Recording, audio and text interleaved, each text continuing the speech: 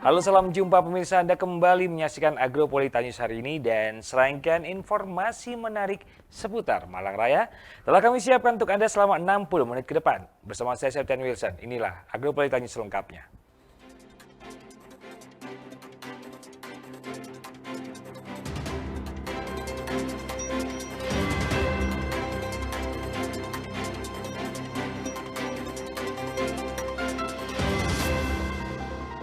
Dan untuk mengawali Agropolita News hari ini, berikut kami rangkum berita seputar Malang Raya dalam News 60 Detik.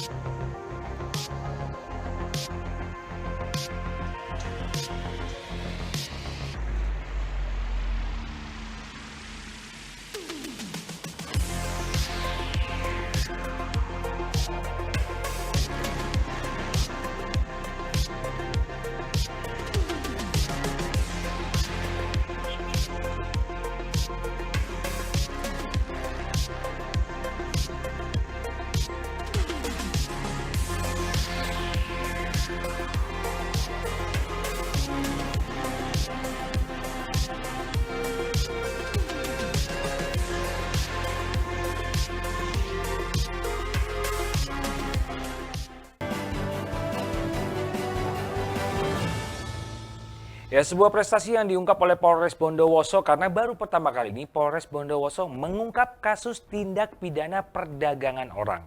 Kasus tersebut berhasil diungkap setelah pihak salah satu korban atas nama Mujiarto melaporkan bahwa dirinya adalah salah satu korban TPPO yang dilakukan oleh tersangka atas nama inisial AWR dengan dalih akan mempekerjakannya dan mempekerjakan para korbannya ke Malaysia.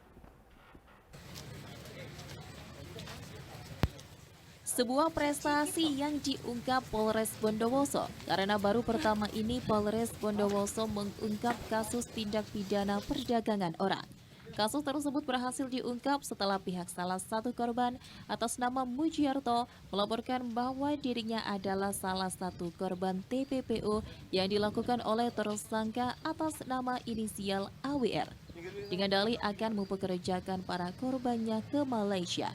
Diketahui bahwa tersangka AWR melakukan perekrutan dengan janji pekerjaan dan gaji yang besar, menarik biaya jasa pemberangkatan, menguruskan paspor dengan keterangan tidak benar, tujuan tidak sesuai dengan fakta, memberangkatkan korban ke Malaysia secara ilegal melalui perbatasan dan menelantarkan, mengirim korban kepada seseorang untuk dipekerjakan, memanfaatkan tenaga atau keahlian seseorang untuk mendapatkan keuntungan serta memberi atau menjerat hutang. Tersangka AWR berhasil diamankan di rumah tersangka Desa Grujukan Kidul RT 18 RW 3 Kecamatan Grujukan Kabupaten Bondowoso. Adapun korban ada 4 orang dan diantaranya Mujiarto, Badrus Salam, Saiful Bahri, dan Samsul Muarif. Dalam gelar press release Polres Bondowoso yang dipimpin oleh Kapolres Bondowoso, AKBP Bimo Arianto SHSIK, menjelaskan diketahui bahwa tersangka AWR melakukan perekrutan, penampungan, pengiriman, penyerahan tenaga kerja untuk diberangkatkan ke Malaysia sebagai PMI secara ilegal dengan menarik dana, janji pekerjaan dan gaji besar, tetapi apa yang dijanjikan tidak sesuai fakta dengan maksud mengambil keuntungan. Diketahui sejak bulan Juni 2022, pelaku melakukan perekrutan, penampungan, dan pengiriman JPMI di rumah tersangka di TKP. Terhitung sejak tanggal 1 Juni 2022 sampai dengan Mei 2023, pelaku telah memberangkatkan 39 JPMI ke Malaysia tanpa hak dan secara ilegal. Sekitar bulan November 2022, 3 orang korban yang telah diberangkatkan pulang kembali ke tanah air dengan alasan diantaranya Badrus karena ditelantarkan dan dideportasi. Sedangkan 2 korban lainnya yakni Samsul Mu'arif dan Saiful Bahri ditelantarkan selanjutnya pulang sendiri. Selanjutnya pada tanggal 10 Juni 2023, korban atas nama Mujiarto membuat laporan polisi yang melaporkan pelaku AWR atas dugaan tindak pidana perdagangan orang TPPO. Atas tindakan pidana perdagangan orang yang dilakukan oleh tersangka AWR beserta barang bukti, tersangka AWR dijerat dengan pasal 2 ayat 1, pasal 4, pasal 10, pasal 11 Undang-Undang Nomor 21 Tahun 2007. Hari ini Polres Bondowoso melaksanakan rilis pengungkapan kasus tindak pidana perdagangan orang di wilayah hukum Polres Bondowoso. Jadi 2 hari yang lalu kita laksanakan pengungkapan penangkapan terhadap tersangka atas nama Ahmad Wakil Ramzi. Dia alamat rumahnya di Grujukan, Kabupaten Bondowoso. Jadi dia ini adalah tersangka kasus TPPO dengan modus mengirimkan orang ke luar negeri, dalam hal ini Malaysia. Korbannya yang melapor ke kita juga atas nama Mujiarto, dan ada yang kita data pengembangan lagi ada 3 korban lainnya, jadi totalnya 4 korban atas nama Mujiarto, Samsul Mu'arif, Saiful Bahri, dan Badrus Salam. Adapun setelah kita laksanakan penangkapan, kita juga laksanakan penggeledahan di rumah yang bersangkutan. Masih ada beberapa paspor atas nama orang lain yang dalam hal ini masih kita kembangkan kembali untuk mengungkap sampai seberapa banyak orang yang sudah dikirim ke luar negeri oleh yang bersangkutan. Pekerja diiming-iming gaji besar, menarik biaya jasa pemberangkatan, mengurus paspornya, tujuannya misalkan kerja di pabrik A, ternyata kerja serabutan, iming-iming gaji besar, rupanya gajinya kecil, sehingga yang berangkat ke luar negeri tidak betah, merasa kerja tidak sesuai, akhirnya kembali dan dideportasi. Dari Bondowoso, Saiful Akbar, ATV melaporkan. Sementara itu terkait dengan kondisi jalan yang tidak merata atau penuh dengan tambalan aspal di jalan provinsi, yaitu Jalan Patimura menuju Jalan IR Soekarno, Kota Batu, PJ Wali Kota Batu Aris Agung Paiwai menghimbau kepada masyarakat agar meningkatkan kesadarannya berlalu lintas saat berkendara. Salah satunya dengan lebih berhati-hati dan mengurangi kecepatan ketika melewati jalan yang tidak merata tersebut.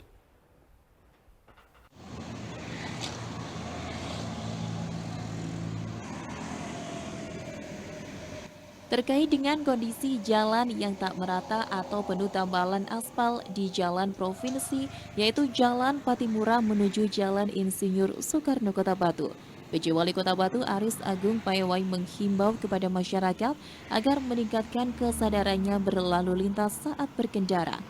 Salah satunya dengan lebih berhati-hati dan mengurangi kecepatan ketika melewati jalan yang tidak merata tersebut. Kondisi jalan yang tak merata atau penuh tambalan aspal di jalan provinsi, yaitu Jalan Patimura menuju Jalan Insinyur Soekarno Kota Batu, mendapat banyak keluhan dari warga pengguna jalan. Pasalnya kondisi tambalan aspal yang lebih tinggi seperti gundukan jalan, sehingga pengendara seringkali hilang keseimbangan. Apalagi arus lalu lintas di jalan tersebut selalu padat merayap. Menanggapi hal tersebut, PJ Wali Kota Batu Aris Agung Paiwai menghimbau kepada masyarakat agar lebih meningkatkan kesadarannya berlalu lintas saat berkendara. Salah satunya dengan lebih berhati-hati dan mengurangi kecepatan ketika melewati jalan yang tidak merata tersebut. Terlebih adanya tambalan jalan tersebut sebelumnya adalah jalan berlubang atau rusak yang justru lebih membahayakan pengguna jalan. Kita ingin ada peningkatan kesadaran masyarakat terhadap pengguna jalan. Jangan selalu menyalahkan pemerintah terkait mungkin jalan yang kurang baik dan segala macam. Padahal hampir setiap hari Dinas PU itu saya menegur dan saya minta untuk menambal jalan, dan itu sudah dilakukan. Kenapa kita melakukan penambalan jalan? Karena memang prosedur anggaran kami itu tidak bisa melakukan langsung tindakan eksekusi. Nah, jadi harus ada tata urutan tahapan yang harus dilalui. Nah, tapi itu sudah mendukung di dalam memberikan keselamatan masyarakat daripada berlubang. Nah, sekarang kesadaran masyarakat, mau nggak dengan jalan berlubang itu tetap ada berlubang, atau kita tambal tapi mereka pelan-pelan, hati-hati dan tidak menggunakan handphone pada saat berjalan. Dari Kota Batu, Violan Ikhwanja, ATV melaporkan. Dan pemirsa, selepas jeda berikut ini, kami akan kembali dengan banyak informasi menarik lainnya.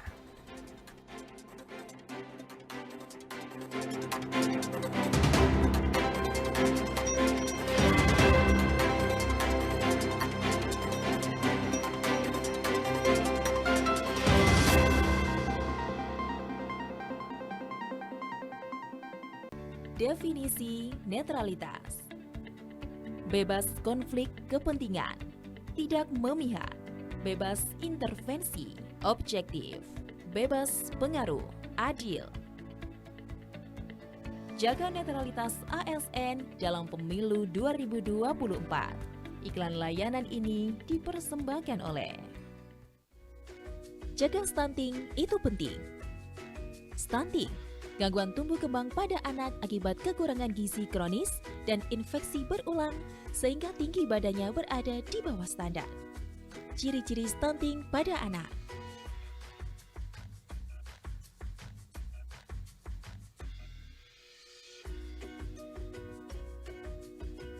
Penyebab stunting pada anak.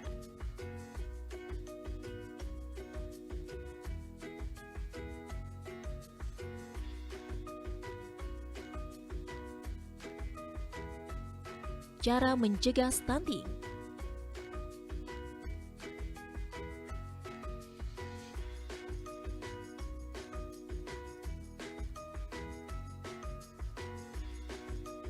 Ayo, cegah stunting.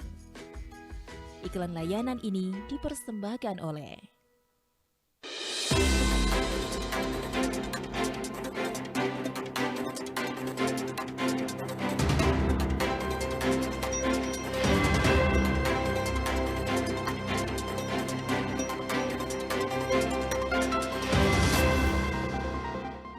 Terima kasih pemirsa, Anda kembali menyaksikan Agropolitanyus dan kita masuk ke informasi selanjutnya.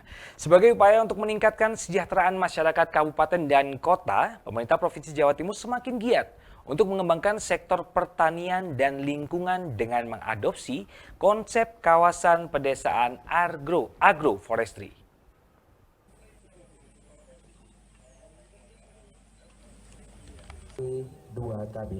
Melalui program agroforestry, 4 desa di Kota Batu bakal diubah menjadi kawasan yang berfokus pada pertanian berkelanjutan dan pengelolaan sumber daya alam yang bijaksana. 4 desa tersebut terletak di Kecamatan Bumiaji, yaitu Desa Tulungrejo, Sumbergondo, Ulukerto, dan Giripurno. Salah satu desa di Kota Batu yang menjadi contoh sukses dalam mengimplementasikan konsep ini adalah Desa Tulungrejo yang terletak di Kecamatan Bumiaji, Kota Batu. Desa Tulungrejo memiliki luas lahan yang subur dan potensial untuk pengembangan pertanian. Gubernur Jawa Timur Khofifah Indar Parawansa saat meresmikan kawasan perdesaan agroforestry Kopi Lereng Gunung Arjuno di area wisata Oyot Coban Talun Desa Tulungrejo, Kecamatan Bumiaji, Kota Batu, Rabu 14 Juni kemarin mengatakan rasa optimisnya bahwa agroforestry kopi ini bisa tembus pasar ekspor menyusul success story produk kopi Jatim lainnya, mulai dari kopi kare dari Madiun, kopi Wonosalam dari Kabupaten Jombang, serta kopi dari Bondowoso. Produk kopi tersebut berhasil tembus pasar ekspor setelah dikembangkan melalui sistem komunal branding sehingga bisa menembus pasar ekspor dengan kuantitas yang besar serta kontinuitas yang terjaga. Melalui communal branding atau sistem branding satu merek ini bisa dimanfaatkan banyak pelaku usaha sebagai solusi meningkatkan kualitas, kuantitas, kontinuitas, dan kemasan untuk orientasi pasar ekspor. Menurut Kofifa, memandang banyaknya potensi pertanian di Kota Batu yang bisa dikembangkan untuk masuk sebagai desa devisa, pertanian Kota Batu sangat potensial untuk menyusul 140 desa devisa yang telah terlebih dahulu terbentuk di Jawa Timur. Selain itu, banyak warga desa melakukan pengembangan produk tersebut secara masif. Di Batu, Kofifa yakin banyak sekali yang potensial. Bukan agroforestry-nya kawan-kawan kampung pedesaannya dulu. Jadi ada 150 desa. Kalau ditambah ini 4 berarti 154 desa terasosiasi dalam kampung pedesaan. Di sini mengambil potensi alamnya, maka agroforestry kopi lereng Gunung Arjuna. Ini adalah kabupaten atau kota ke-17, sekarang sudah ada 16. Nah, bagaimana kita bersama-sama nyengkuyung. Kalau ada rencana menyiapkan kebun kopi di sini, total ada 1.700 hektar ya dari 4 desa. Mari kita niatkan tidak sekedar untuk mendorong peningkatan kesejahteraan masyarakat, tetapi juga niat penguatan vegetasi alam dan lingkungan di sini. Ini saya menyampaikan terima kasih para kepala desa, camat yang memiliki semangat untuk bisa meningkatkan produktivitas desanya. Kalau berbasis potensi alam di sini, maka yang ditanam adalah kopi karena MDPL-nya juga tinggi di sini. Jadi ini bisa menjadi referensi dari seluruh kreativitas dan inovasi serta inisiasi desa-desa lain di Jawa Timur. Saya rasa Kawasan perdesaan yang terjalin dari kerjasama 150 desa di 16 kabupaten kota, di mana salah satunya adalah kawasan agroforestry Kopi Lereng Gunung Arjuna yang terbentuk dari 4 desa, yakni Desa Tulung Rejo, Sumbergondo, Pulukerto, dan Giripurno. Sementara itu, PJ Wali Kota Batu Aris Agung Paewai mengatakan kawasan perdesaan agroforestry Kopi Gunung Arjuna ini memanfaatkan kawasan perhutani yang ada di Kota Batu dengan luas 17.000 meter persegi untuk 4 desa. Tahap pertama 2.500 meter persegi dan sisanya akan diselesaikan pada tahap kedua. Keberadaan agroforestry ini juga sejalan dengan komitmen Pemprov Jawa Timur, yakni inisiatif, kolaboratif, inovatif dalam mengambil peran untuk berupaya mengembalikan kualitas ekologi kawasan hutan dengan tetap memperhatikan variabel kesejahteraan masyarakat.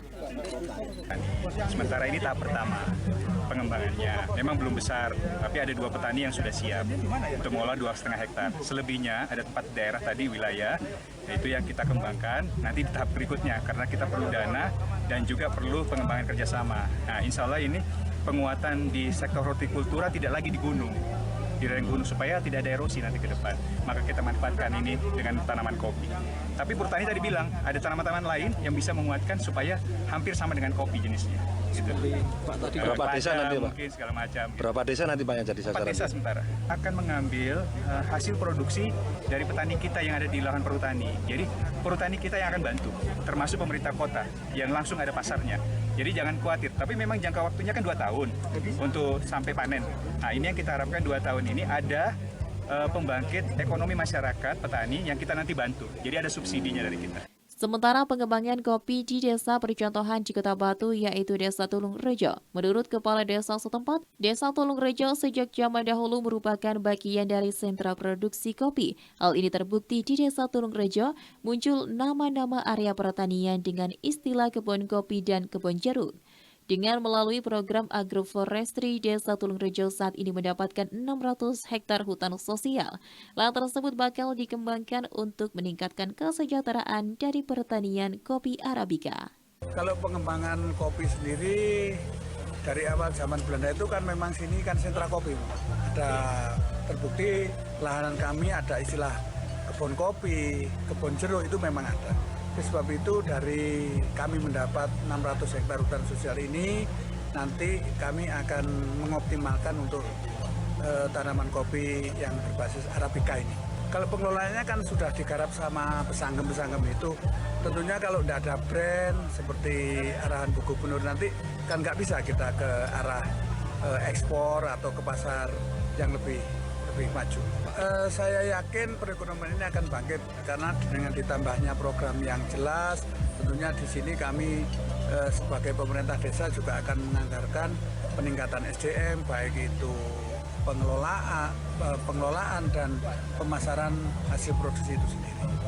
Pak, selain kopi Pak, apa aja yang berpotensi di Tulungrejo ini? Kalau kopi di sini, selain kopi ya sementara ini kalau yang wabil khusus Tulungrejo ya pengelolaan wisata Coban Talun ini, kemudian ada sayur, kemudian ada buah.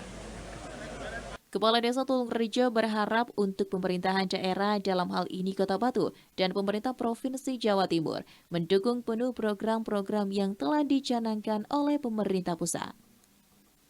Dari Kota Batu, Yan ATV melaporkan.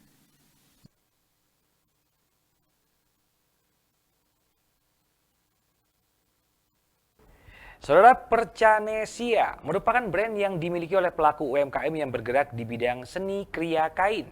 Adapun bahan yang dipakai yakni sisa-sisa kain, dan Percanesia ini memiliki alamat di Jalan Terusan Kayon A6, Kota Malang. Seperti apa saja produk yang dihasilkan, berikut liputannya.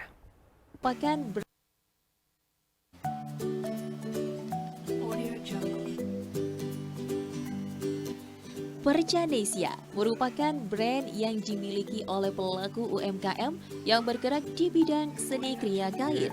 Adapun bahan yang dipakai yakni sisa-sisa kain, Percanesia memiliki alamat di Jalan Terusan Kayon A6, Kota Malang. Bagi sebagian orang, kain sisa potongan yang banyak ditemukan di tempat jasa penjahitan merupakan limbah tak berguna.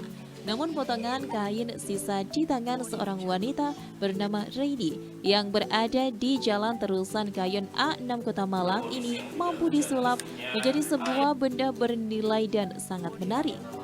Adapun potongan kecil kain bekas jahitan di tempatnya yang diberi nama Percanesia dijahit menjadi satu. Kain perca memiliki banyak kegunaan seperti untuk membuat tas, dompet, sarung bantal, hiasan dinding, serta souvenir dan masih banyak lagi lainnya. Di Kota Malang terdapat banyak pengrajin kain perca yang sudah berpengalaman dan mampu menghasilkan produk-produk berkualitas. Salah satunya pengrajin yang terkenal di Kota Malang adalah Percanesia milik seorang ibu bernama Reini. Ia telah menggeluti usaha ini selama kurang lebih 8 tahun lalu, tepatnya sejak tahun 2016. Reini memulai usahanya sebagai seorang penjahit pakaian, kemudian tertarik membuat produk kerajinan membuat tas dan dompet dari kain perca. Awalnya ia hanya membuat produk-produk tersebut untuk mengisi waktu luangnya saat sepi pesanan jahitan. Setelah banyak orang yang tertarik dengan produknya, ia mulai menekuni hingga saat ini dan menjualnya mulai dari harga Rp25.000 hingga Rp1,5 juta. Untuk pemasarannya secara online maupun offline dan juga memanfaatkan media sosial.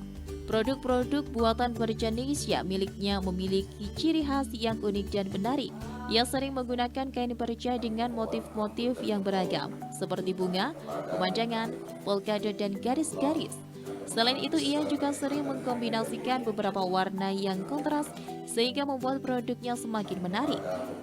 Di Kota Malang masih banyak pengrajin kain perca lainnya selain Percanesia milik Reini, yang juga menghasilkan produk-produk berkualitas. Mereka sering berpartisipasi dalam berbagai pameran dan bazar untuk memasarkan produknya.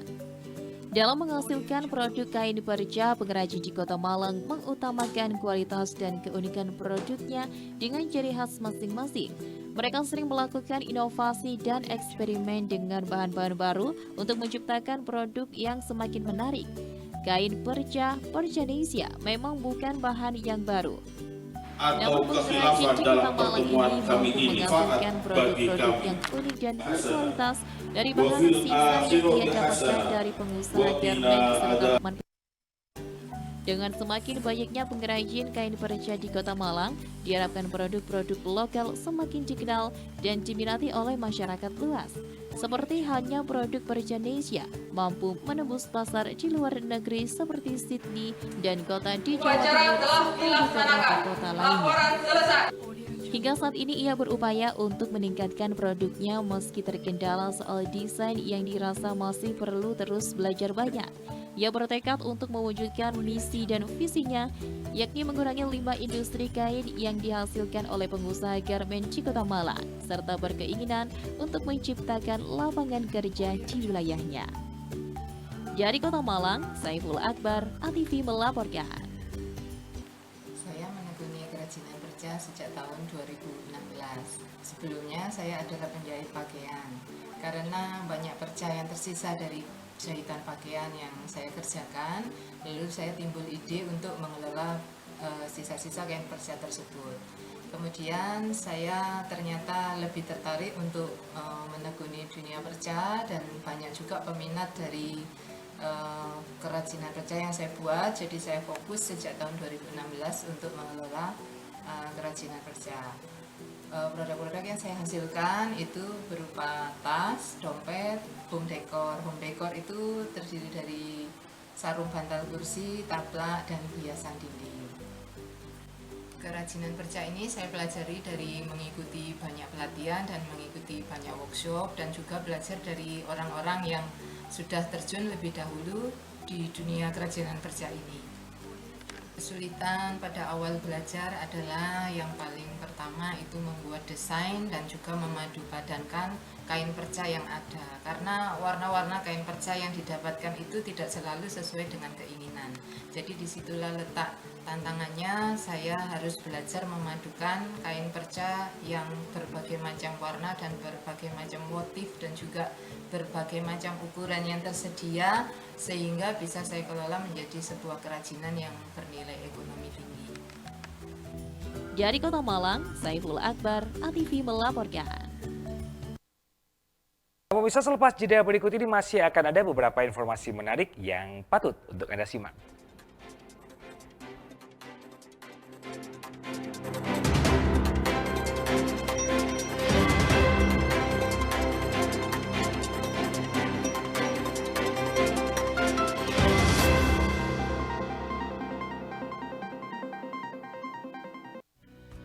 Daftarkan diri Anda dan keluarga menjadi peserta BPJS Ketenagakerjaan.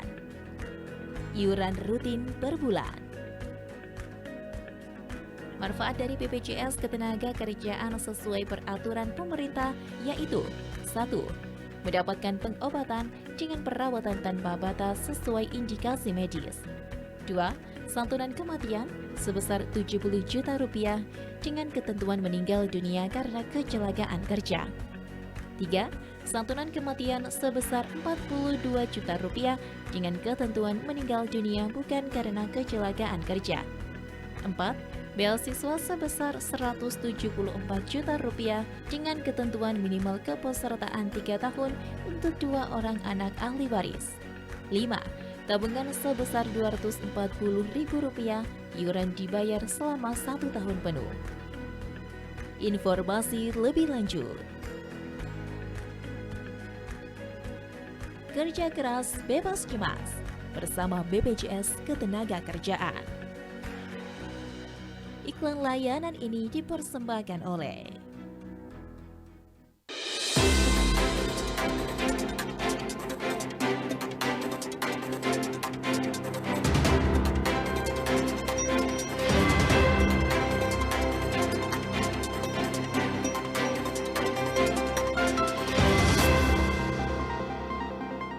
Terima kasih pemirsa, Anda masih bersama kami di Agropolitan News dan kita masuk ke informasi selanjutnya. Komisi A DPRD Kota Batu melakukan kunjungan kerja ke Komisi Pemilihan Umum Kota Batu. Agenda ini dilakukan berkaitan dengan persiapan pemilihan legislatif, pemilihan kepala daerah dan juga pemilihan presiden, serta usulan sarana dan prasarana di kantor KPUD Kota Batu.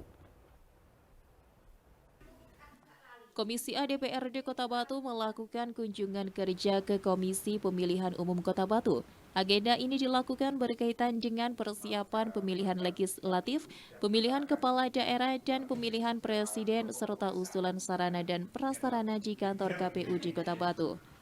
Dijelaskan oleh Ketua Komisi A DPRD Kota Batu, Haja Dewi Kartika, bahwa kunjungan kerja kali ini dilakukan untuk melihat sarana dan prasarana di kantor KPU Kota Batu yang mana dilakukan karena KPU sendiri baru pindah.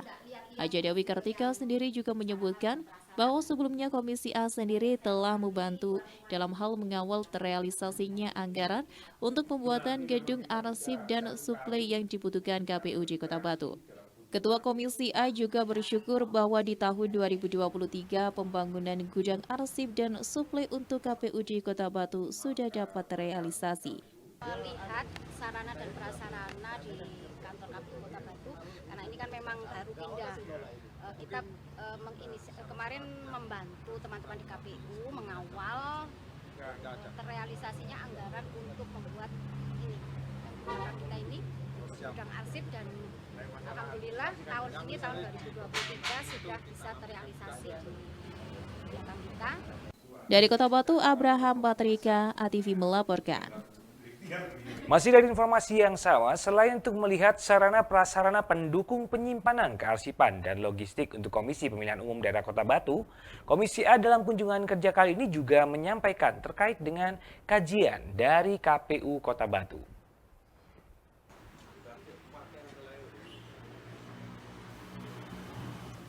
Selain untuk melihat sarana prasarana pendukung penyimpanan kearsipan dan logistik untuk Komisi Pemilihan Umum Daerah Kota Batu, Komisi A dalam kunjungan kerja kali ini juga disampaikan terkait dengan kajian dari KPU Kota Batu. Haja Dewi Kartika, Ketua Komisi A DPRD Kota Batu, menjelaskan bahwa saat ini pihak KPU Kota Batu telah mempersiapkan proses untuk kajian, di mana kajian tersebut berkaitan dengan peminjam tanganan aset dari pemerintah Kota Batu. Menanggapi proses persiapan kajian tersebut, Ketua Komisi A DPRD Kota Batu Haja Dewi Kartika menyampaikan bahwa Komisi A sendiri akan mendukung proses tersebut, tetapi yang pasti harus sesuai dengan peraturan yang berlaku. Selain itu, kajian tersebut harus bertujuan dan diperuntukkan bagi masyarakat luas, khususnya kesejahteraan masyarakat Kota Batu. Maka dapat dipastikan Komisi A akan mengawal proses tersebut. Untuk saat ini kajian tersebut masih dalam proses oleh pihak KPU. Kemudian yang kedua, KPU sedang menyiapkan proses untuk kajian untuk pemindah tanganan aset dari pemerintah Kota Batu. Itu kalau sesuai dengan peraturan undangan yang berlaku, dan kajiannya memang diperuntukkan untuk kesejahteraan masyarakat Kota Batu. Kita akan mengawal itu. Kajiannya barusan diproses di KPU. Dari Kota Batu, Abraham Patrika, ATV melaporkan. Beralih ke informasi olahraga, saudara, skuad Arema musim ini terdiri dari sejumlah nama mentereng yang menghiasi berbagai lini. Menarik untuk menanti kiprah mereka dalam laga Liga 1 Indonesia musim ini.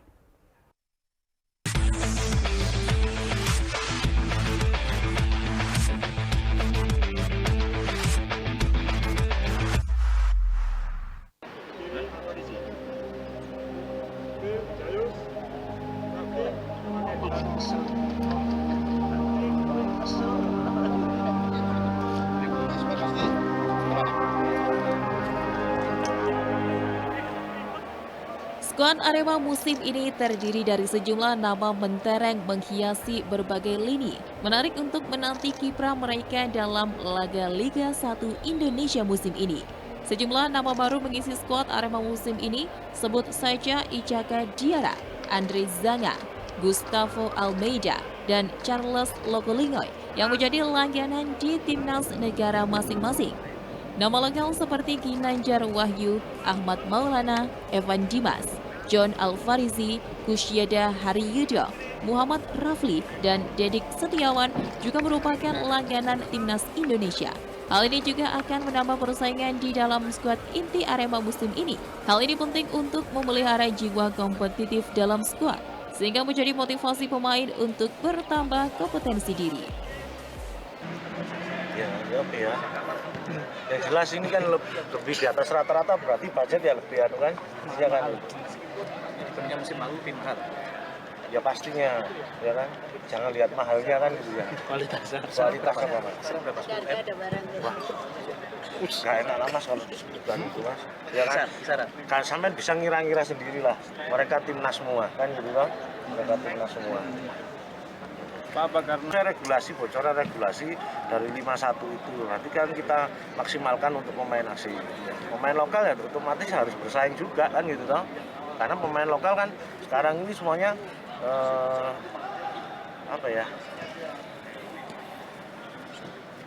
tahun ini malah lebih mahal semuanya kan gitu toh Mama. Intinya itu. Jadi kan kita maksimalkan pemain asing nanti bisa membantu untuk mengangkat adik-adik kan gitu ya.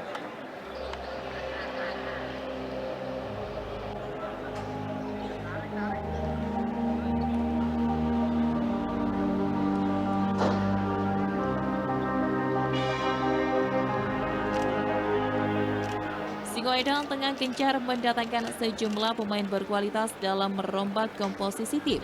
Racikan terbaik dari pemain pilihan pelatih akan mengarungi Liga 1 pada awal Juli mendatang. Dari Kota Malang, Jawa Timur, Dion Arista, Newsport ATV melaporkan.